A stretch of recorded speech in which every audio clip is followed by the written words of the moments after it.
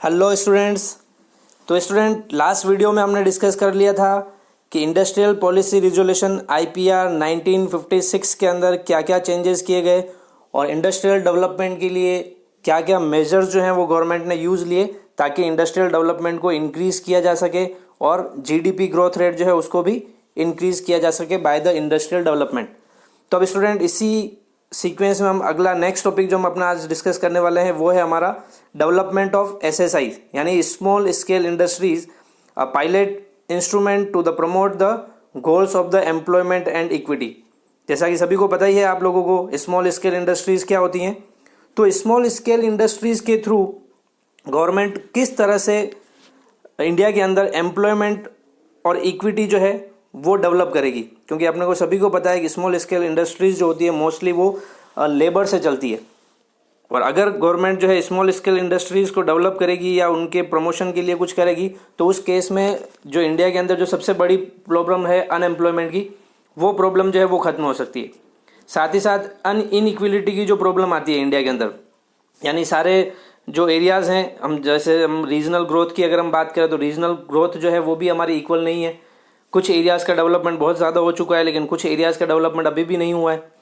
अमीर लोग और अमीर होते जा रहे हैं, गरीब और गरीब होते जा रहे हैं। तो ये जो इनइक्वलिटी जो सोसाइटी के अंदर है, उस इनइक्वलिटी को ख़त्म करने में भी स्मॉल स्केल इंडस्ट्रीज जो है वो बहुत हेल्प करती हैं। तो अब गवर्नमेंट ने स्मॉल स्केल इंडस्ट्रीज़ को डेवलपमेंट करने के लिए, उनके डेवलपमेंट के लिए क्या क्या टेक्निक्स जो हैं वो यूज़ किए या उनको किस किस तरह के कंसेशंस और अदर प्रिविलेजेस एंड फैसिलिटीज़ जो है वो प्रोवाइड करवाई है जिससे एम्प्लॉयमेंट भी जनरेट हो सके और एक इक्विटी जो है वो भी गवर्नमेंट मेंटेन कर सके। तो देखते हैं। देखिए, सबसे पहले स्मॉल स्केल इंडस्ट्रीज़ का मतलब क्या है, कितना इन्वेस्टमेंट इसके अंदर इनिशियली होता है और कैसे ये इक्विटी और एम्प्लॉयमेंट इंक्रीज करने में हेल्प करती हैं। तो देखिए, the process of industrialisation had two broad dimension. First is growth of large scale industries like the iron and steel, transport and communication to generate infrastructural facilities। तो देखिए, industrial development के अंदर दो फेजेस जो हैं वो, फर्स्ट फेज वैसे हम ऑलरेडी डिस्कस कर चुके हैं, जो बड़ी लार्ज स्केल इंडस्ट्रीज हैं उनके डेवलपमेंट के लिए। सेकेंड है हमारा growth of small scale industry to generate employment opportunity besides the social justice. और दूसरा जो है वो growth of small scale industries जो कि मेनली वर्क करती है for providing employment opportunity and equity in the society. तो इन दोनों चीज़ों को हमें फोकस करना है। तो जैसा हम बात कर चुके हैं लार्ज स्केल इंडस्ट्रीज़ के बारे में हम ऑलरेडी पढ़ चुके हैं, अब हमें डिस्कस करना है स्मॉल स्केल इंडस्ट्रीज़ के बारे में। तो देखते हैं क्या होती है small scale industries. A small scale industry is presently defined as one whose investment does not exceed 5 crore rupees. कौन सी हैं स्मॉल स्केल इंडस्ट्रीज़? वो इंडस्ट्रीज जिनके अंदर इन्वेस्टमेंट जो है वो 5 करोड़ रुपए से ज़्यादा ना हो। 5 करोड़ रुपीज़ से ज़्यादा का इन्वेस्टमेंट अगर किसी इंडस्ट्री के अंदर नहीं है तो वो आती है स्मॉल स्केल इंडस्ट्रीज़ की कैटेगरी में। लेकिन स्टूडेंट, पहले ये जो लिमिट थी रुपीज़ की इन्वेस्टमेंट की, ये लिमिट 5 करोड़ रुपीज़ नहीं थी। पहले ये जो लिमिट थी ओनली 5 लाख रुपीज़ की ही थी। यानी अगर किसी इंडस्ट्री के अंदर टोटल इन्वेस्टमेंट जो है वो 5 लाख रुपीज़ से कम है तो वो स्मॉल स्केल इंडस्ट्रीज़ के अंदर आता था। लेकिन अब इस लिमिट को इंक्रीज करके उन्होंने 5 करोड़ रुपीज़, गवर्नमेंट ने 5 करोड़ रुपीज़ कर दिया है। यानी वो इंडस्ट्रीज जिसके अंदर मैक्सिमम इन्वेस्टमेंट जो है वो 5 करोड़ या 5 करोड़ रुपीज़ से कम है, वो स्मॉल स्केल इंडस्ट्रीज के अंदर आता है। तो इसी के आगे जैसे दे रखा है, at the beginning of the planning in 1951 it was defined as one whose investment did not exceed 5 lakh rupees. जैसा कि मैंने बता दिया कि पहले 1951 के टाइम पर स्मॉल स्केल इंडस्ट्रीज़ का क्राइटेरिया जो था वो ये था कि उसके अंदर मिनिमम इन्वेस्टमेंट जो होगा वो 5 लाख रुपीज़ होगा। लेकिन अभी इसको इंक्रीज़ करके 5 करोड़ कर दिया है। तो फर्स्ट थिंग आपको समझ में आ गई स्मॉल स्केल इंडस्ट्रीज़ क्या होती हैं। वो इंडस्ट्रीज़ जिनके अंदर मैक्सिमम इन्वेस्टमेंट जो है वो 5 करोड़ रुपीज़ से ज़्यादा का ना हो। फिर देखते हैं the role of small scale industry in achieving the goals of the planning was underlined by the Curve Committee, also called the Village and Small Scale Industrial Committee in 1951। तो 1951 के अंदर स्मॉल स्केल इंडस्ट्रीज़ को develop करने के लिए एक village and small scale industrial committee जो है वो एस्टेब्लिश की गई, जिसका मेनली वर्क था कि रूरल एरियाज़ के अंदर, मोस्टली रूरल एरियाज़ के अंदर और अर्बन एरियाज़ में भी उनका फोकस था, बट मेन जो था उनका रूरल एरिया के अंदर फोकस था। वहाँ पर स्मॉल स्केल इंडस्ट्रीज जो हैं वो डेवलप की जाएँ ताकि लोगों को एम्प्लॉयमेंट भी मिले, प्लस जो रीजनल इम्बैलेंस इंडिया के अंदर है उस रीजनल इम्बैलेंस को भी कम किया जा सके। दूसरा, स्मॉल स्केल इंडस्ट्रीज़ को डेवलपमेंट मिलने की वजह से इनकम का जो डिस्ट्रीब्यूशन है वो भी इक्वल होगा, तो एक इक्विटी जो है सोसाइटी के अंदर वो इक्विटी भी मेंटेन हो पाएगी। तो इन पर्पज़ को पूरा करने के लिए इस कमेटी को एस्टेब्लिश किया गया था in 1955। It underline the significance of the small scale industries in terms of the 3 principal characteristics as under. इस कमेटी ने जो है तो स्टूडेंट्स, इस कमेटी ने स्मॉल स्केल इंडस्ट्रीज़ के जो 3 मेजर फीचर्स या कैरेक्टरिस्टिक्स बताए हैं वो कौन कौन से हैं उनको डिस्कस कर लेते हैं। जैसे हमने एक फीचर तो ऑलरेडी डिस्कस कर लिया है कि इसमें इन्वेस्टमेंट साइज जो होती है वो 5 करोड़ रुपीज़ तक के लिए होगी। देखते हैं और क्या फीचर्स इस कमेटी ने डिसाइड किए हैं या डिस्क्राइब किए हैं इसके। तो देखते हैं 3 टिपिकल कैरेक्टरिस्टिक्स ऑफ SSI यानी small scale industry. The first feature और characteristics is the SSI is labour intensive and therefore employment friendly. जैसा कि अब देखिए, हमारा जो टारगेट हमने डिसाइड किया था स्मॉल स्केल इंडस्ट्रीज़ के डेवलपमेंट के पीछे जो मेन टारगेट था वो यही था कि एम्प्लॉयमेंट अपॉर्चुनिटीज़ जो हैं वो प्रोवाइड करवाना। और जैसा मैंने बोल दिया था कि एम्प्लॉयमेंट अपॉर्चुनिटीज़ प्रोवाइड करने में SSI जो है वो बहुत इंपॉर्टेंट रोल प्ले करती है, because the SSI units is labour intensive. Labour intensive का मतलब है कि यहाँ पर मशीनरीज़ का यूज़ जो है वो बहुत कम किया जाता है, यानी स्मॉल स्केल इंडस्ट्रीज़ के अंदर मशीनरी इक्विपमेंट्स का यूज़ बहुत कम किया जाता है। ये जो इंडस्ट्रीज़ होती हैं वो मेनली लेबर इंटेंसिव होती है, यानी यहाँ पर लेबर का यूज़ जो है वो सबसे ज़्यादा होता है। ठीक है, इसीलिए ये इंडस्ट्रीज जो हैं वो एम्प्लॉयमेंट प्रोवाइड करने में एक बहुत बड़ा इंपॉर्टेंट रोल जो है वो प्ले करती हैं।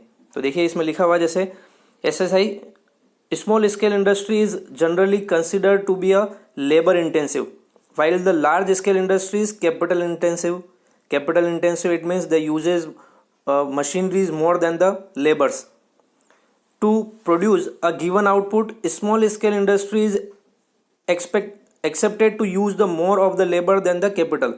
Large scale industries on the other hand use more of capital than the labour, यानी स्मॉल स्केल इंडस्ट्रीज जो हैं वो मशीनरीज की जगह पर लेबर का यूज़ ज़्यादा करती हैं, बट लार्ज स्केल इंडस्ट्रीज जो हैं वो मशीनरीज का यूज़ ज़्यादा करती हैं as compare to the labour. इसी वजह से लार्ज स्केल इंडस्ट्रीज जो हैं वो उतना एम्प्लॉयमेंट नहीं प्रोवाइड करवा सकती जितना एम्प्लॉयमेंट जो है स्मॉल स्केल इंडस्ट्रीज प्रोवाइड करवाती हैं। We inherited it and economy from the British which was the capital deficient economy and labor surplus economy. Accordingly, our planners rightly thought of achieving the full employment by the focusing on the small scale industries. जैसा कि आपने पहले जो chapters पढ़े हैं उन chapters में पढ़ा है आपने कि ब्रिटिश रूल के टाइम पर उन्होंने हमारी जो इंडस्ट्रीज थी, जो इंडियन इकोनॉमी थी, उस इंडियन इकोनॉमी को उन्होंने पूरी तरह से ख़त्म कर दिया था। वो यहाँ से रॉ मटेरियल जो है वो परचेज़ करके ब्रिटिश इंडिया वहाँ इंग्लैंड भेज देते और वहाँ से प्रोड्यूस गुड्स तो था उसको बना करके इंडिया में अपने वो सेल करते थे। तो यहाँ की जो इंडस्ट्रीज़ थी वो बिल्कुल ख़त्म हो चुकी थी क्योंकि हमारी इंडियन इंडस्ट्रीज़ जो थी वो लेबर इंटेंसिव थी, इसलिए प्रोडक्शन की जो कॉस्ट आती थी वो प्रोडक्शन की कॉस्ट बहुत हाई होती थी। लेकिन इंग्लैंड से जो गुड्स बन करके आ रहा था वो मशीन मेड था, इस वजह से उसकी कॉस्ट बहुत कम आती थी, इसलिए उसने पूरी तरह से इंडियन मार्केट को फिनिश कर दिया था। तो इसीलिए हमारे जो इकोनॉमिक प्लानर्स थे उन लोगों ने स्मॉल स्केल इंडस्ट्रीज़ पर फोकस किया कि यहाँ की लेबर इंटेंसिव टेक्निक्स का यूज़ करके वो लोग एक एम्प्लॉयमेंट जो है मार्केट में क्रिएट कर सकें।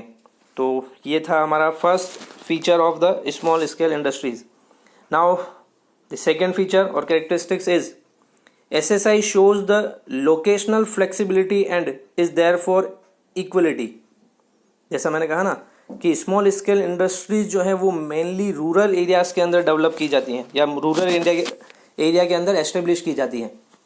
तो इसकी वजह से जो रीजनल इम्बैलेंस है इकोनॉमी के अंदर, एक तो वो रीजनल इम्बैलेंस जो है वो भी ख़त्म होता है, साथ ही साथ जो एरियाज़ अंडर डेवलप्ड हैं या बैकवर्ड एरियाज़ हैं उन बैकवर्ड एरियाज़ का भी प्रॉपर डेवलपमेंट जो है वो पॉसिबल हो पाता है through the development of SSIs।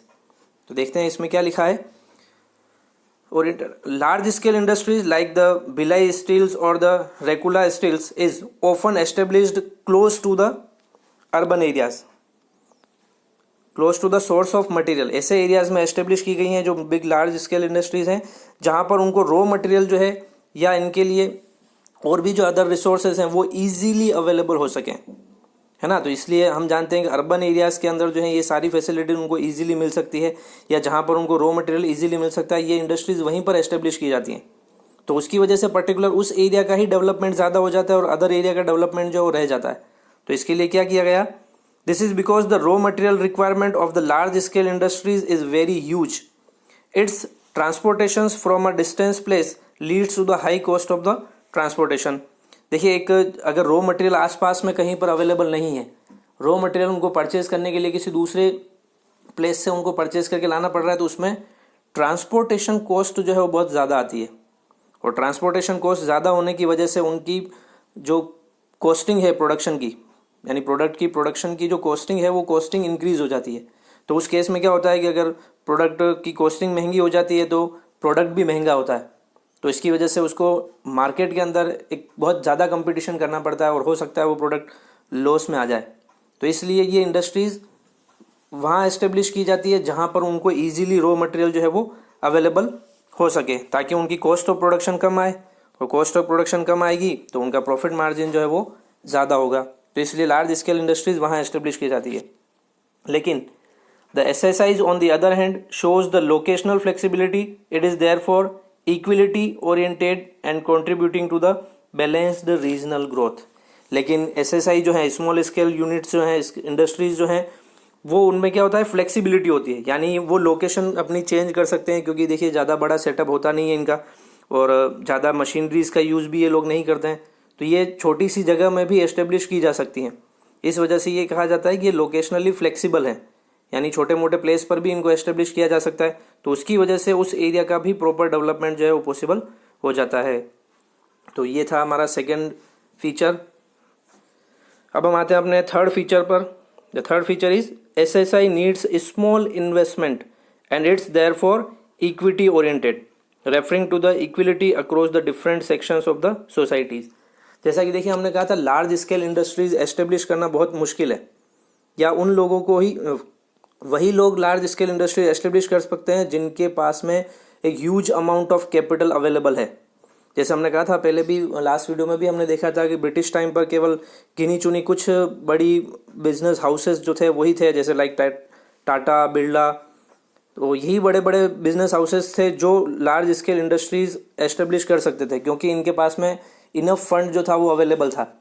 लेकिन अगर इंडिया का ग्रोथ करना था तो वो ग्रोथ पॉसिबल था ओनली इंडस्ट्रीज डेवलपमेंट के थ्रू, और इंडस्ट्रियल डेवलपमेंट के थ्रू एक ह्यूज इन्वेस्टमेंट की या ह्यूज कैपिटल की रिक्वायरमेंट जो है वो होती है। तो इस रिक्वायरमेंट को पूरा करने की जो प्रॉब्लम आ रही थी, उस प्रॉब्लम का एक सोल्यूशन दिख रहा था, और वो था सोल्यूशन स्मॉल स्केल इंडस्ट्रीज़ का डेवलपमेंट। क्योंकि इस स्मॉल स्केल इंडस्ट्रीज़ में इन्वेस्टमेंट की जो साइज़ होती है वो बहुत स्मॉल होती है, यानी ज़्यादा बड़ा कैपिटल का इन्वेस्टमेंट जो है इसके अंदर नहीं करना पड़ता। दूसरा है लेबर इंटेंसिव होती है, तो फिक्स्ड कैपिटल की जो रिक्वायरमेंट होती है वो भी बहुत कम होती है, केवल वर्किंग कैपिटल रिक्वायरमेंट्स जो है वो इसमें होती है। तो इनको एस्टेब्लिश करना भी ईजी है और इन्वेस्टमेंट भी बहुत कम चाहिए होता है। तो देखते हैं, the SSI needs the much smaller investment compare to the large scale industries.